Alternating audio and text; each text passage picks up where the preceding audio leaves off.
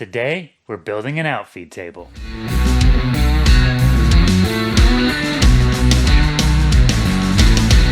What's up, everybody? Welcome to Make with Jake, where we learn awesome tips and tricks to make you a better woodworker.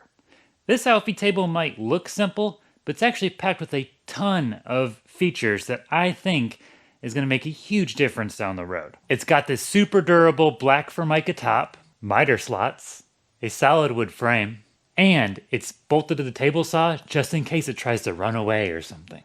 To get started, I used Fusion 360 and I designed the table using 2x4 frame members and a sturdy 1.5" thick top. I wanted the design to be open and not have any shelving or cross members in the way because in the future, I'd like to have some rolling shelves or other storage methods that could fit underneath the table. My thinking here is that this offers the most versatility of design so that I don't have to be locked into a design decision that I made years in the past.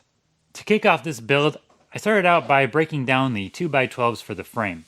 I really like using 2x12s to build frames like this because it allows you to get a much better selection of wood as opposed to using 2x4s. It also allows you to work around any knots or other defects so that you get this really nice premium pine board. This method is totally optional, and I actually designed the plans around using 2x4 lumber. A link for the plans is in the description below.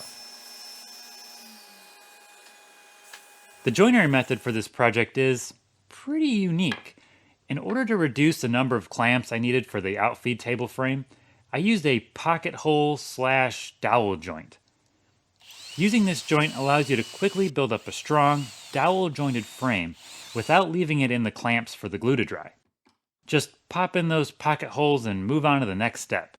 This is a great method to use if you don't have a lot of large clamps, or you just want to keep building as fast as possible, because this joint is stronger than pocket holes, but faster than dowels alone.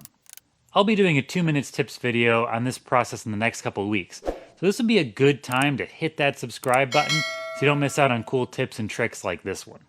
With the side frames complete, I did a quick sand and then finished with shellac. Shellac is really handy to have around because it dries really fast and is actually quite durable. The name of the game for this project was speed, so shellac was the perfect solution. Once the finish was dry, I could then go ahead and finish assembling the frame. Then I drilled a couple of holes that would be used to attach the top later on. I typically like to use caster wheels on all of my shop furniture. It's not that I'm afraid of commitment, it's just that I don't like the idea of being tied down. But I thought that since this outfeed table was going to be bolted directly to my table saw, the reality was it wasn't going anywhere. So instead of wheels, I opted for these neat little leveling feet that attach to the bottom of each leg.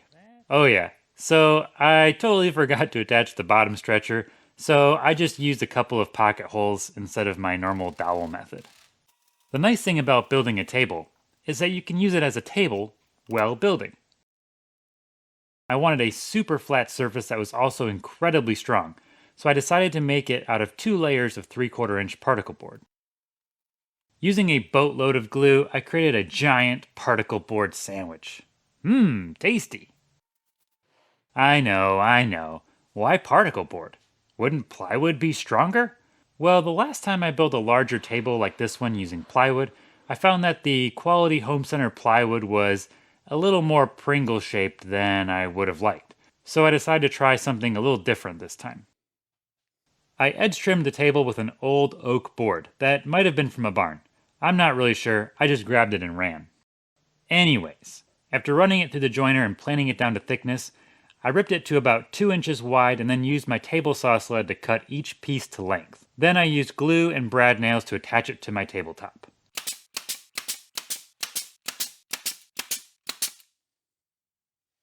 Now for the exciting part. Formica!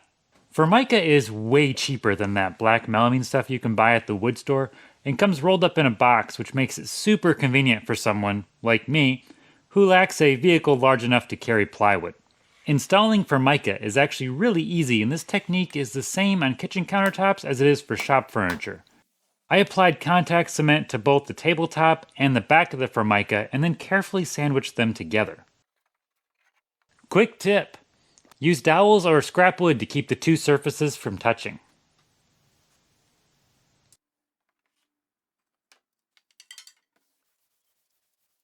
Contact cement dries super fast, so I waited a few minutes and then used my router to flush trim the edge of the Formica. Once I had the Formica trimmed, I made a quick jig to route in the miter slots and then ran a chamfer all the way around the top to ease over the edges. While my camera conveniently goes out of focus, I thought this would be a great time to ask you to smash that like button and hit the subscribe button so you don't miss out on future videos.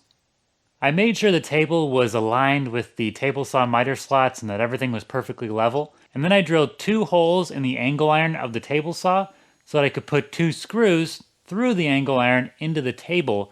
That way everything was perfectly tied together and my outfeed table wouldn't run away or something. I really like how this outfeed table turned out.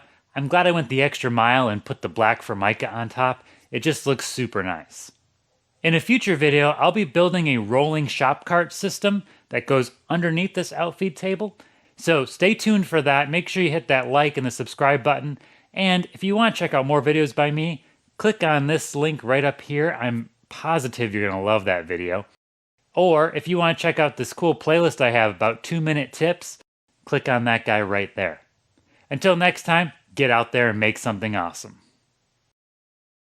Use scrap wood or dowels to keep the 2 feet from touching.